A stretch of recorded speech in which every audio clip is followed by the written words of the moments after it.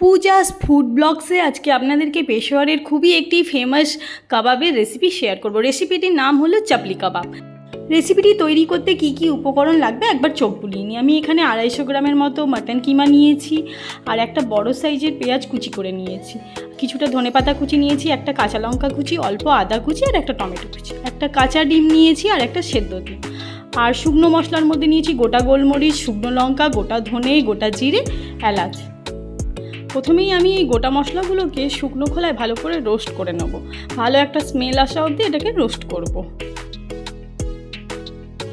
মশলাগুলো আমার সুন্দরভাবে রোস্ট করা হয়ে গেছে। এবারে এটিকে মিক্সির জারে দিয়ে এটাকে পাউডার তৈরি করব। খুব মিহি একটা পাউডার বানাবো না, একটু দানা দানা থাকে এরকম পাউডারটা আমার চাই। এটা পেশোয়ারি কাবাব, তো এর মধ্যে কোনো রকমের মশলার খুব ফাইন পেস্ট দেওয়া যাবে না, সব কিছুই থাকবে দানা দানা। আমার মশলাটা পাউডার করা হয়ে গেছে। দেখুন এই রকমই আমার দানা দানা মশলাটা লাগবে। এই মশলাটা দেওয়ার জন্য কাবাবের টেস্টটা আরও বেড়ে যাবে। এবারে আমার কুচি করে রাখা যে মশলাগুলো ছিল, পেঁয়াজ কুচি, টমেটো কুচি, আদা কুচি করে রাখা, কাঁচা লঙ্কা, ধনেপাতা সব দিয়ে কিমাটাকে ভালো করে হাত দিয়ে অনেকক্ষণ ধরে দোলে দোলে মাখতে হবে। এটা পেশোয়ারি কাবাব বলে এর মধ্যে আপনারা সব ইনগ্রিডিয়েন্টসগুলো টুকরো টুকরো পাবেন যাতে মুখে লাগে। এবারে আমি আন্দাজ মতো নুন দিয়ে ভালো করে এটাকে মেখে আধ ঘন্টা মতো রেস্টে রেখে দেবো, যাতে সব মশলাগুলো কিমার মধ্যে ঢুকে যায়।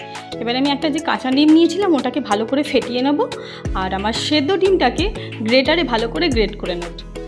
আপনারা সেদ্ধ ডিমের জায়গায় যদি মাটনের চর্বি পান, চর্বিগুলোকে ছোটো ছোটো টুকরো করে কিমার মধ্যে দেবেন, দারুণ টেস্ট হয়। আমি চর্বি পাইনি বলেই আমি ডিম সেদ্ধটা দিচ্ছি। এবারে আমি ফেটিয়ে রাখা ডিমটা খানিকটার মধ্যে দিয়ে দেবো। ডিমটা দিয়ে ভালো করে এটাকে মেখে নেব। মাখার পরে আমি বাইন্ডিংয়ের জন্য ছাতু অ্যাড করব। ছাতু দিয়ে ভালো করে এটাকে কিমাটাকে মাখবো। ভালো করে আমার ছাতু দিয়ে মাখা হয়ে গেছে। এবারে আমার রোস্ট করে রাখা মশলাটা দিয়ে দেবো। ওই মশলাটা দিয়ে আবার ভালো করে মেখে নেব। আমার মাখা হয়ে যাবার পরে আমি যে সেদ্ধ করে গ্রেট করে রেখেছিলাম ডিমটা, ওই ডিমটা দিয়ে দেবো। এই কিমাটাকে খুব ভালো করে টাইম নিয়ে হাতে দোলে দোলে মাখতে হবে। এই মাখার ওপরেই এই কাবাবটার টেস্ট নির্ভর করবে। আপনাদের সকলের কাছে আমার একটি অনুরোধ রইল, আমার ভিডিওটি যদি আপনাদের ভালো লেগে থাকে ভিডিওটিকে লাইক করে দেবেন, শেয়ার করে দেবেন আর চ্যানেলটিকে সাবস্ক্রাইব করে দেবেন। কাবাবটা মেখে নেওয়ার পরে একটা ফ্ল্যাট সারফেস এমনি ফেলে দেখবেন, যদি চ্যাপটা হয়ে পড়ে যায় তাহলে জানবেন ভাজার জন্য রেডি হয়ে গেছে। এটাকে পুরো গাওয়া ঘিয়ে ভাজতে হবে, কোনো রকম সাদা তেল দেওয়া যাবে না। ঘিকে হালকা গরম করে এবারে কিমার পেস্টটাকে আমি হাতের সাহায্যে যতটা পারবো চ্যাপটা করে এই ঘিয়ের মধ্যে দিয়ে দেবো। গ্যাসের ফ্লেমকে এই অবস্থায় একবারে লো টু মিডিয়ামে রাখবেন, কারণ কি মাটন কিমা সেদ্ধ হতে একটু টাইম নেয়। খুবই মিডিয়াম আছে এটাকে টাইম নিয়ে ফ্রাই করতে হবে। এই কাবাবগুলোকে আপনারা রুটি পরোটার সাথে সার্ভ করতে পারেন, খুব ভাল লাগবে। আমার একটা পিঠ হয়ে গেছে, এবারে অন্য পিঠটা আমি সাবধানে উল্টে দেবো। লখনৌ দিল্লির সাইডে এই কাবাবগুলো স্ট্রিট ফুড কাবাব হিসেবেও খুব পাওয়া যায়। খুবই ফেমাস এই কাবাবটি, আর খেতে তো এতই টেস্টি হয় কি বলবো। দেখুন খুব সুন্দরভাবে আমার কাবাবে একটা লাল রং চলে এসছে। এবারে এই কাবাবগুলোকে আমি তুলে নেব। এই কাবাবগুলোকে আপনারা বার্গার বানের মাঝখানেও দিতে পারেন। একটু লেটুস দিয়ে, একটু স্যালাড দিয়ে এই মাটন কাবাবগুলোকে দিলে বার্গার বানটা খুবই টেস্টি খেতে হয়ে যায়। আমি এই কাবাবগুলোর ওপরে দেওয়ার জন্য গোল গোল করে টমেটো কেটে রেখেছি।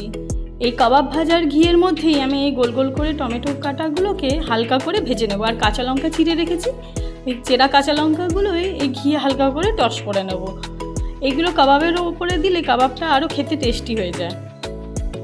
টমেটোগুলো হালকা ফ্রাই করেই আমি তুলে নেব।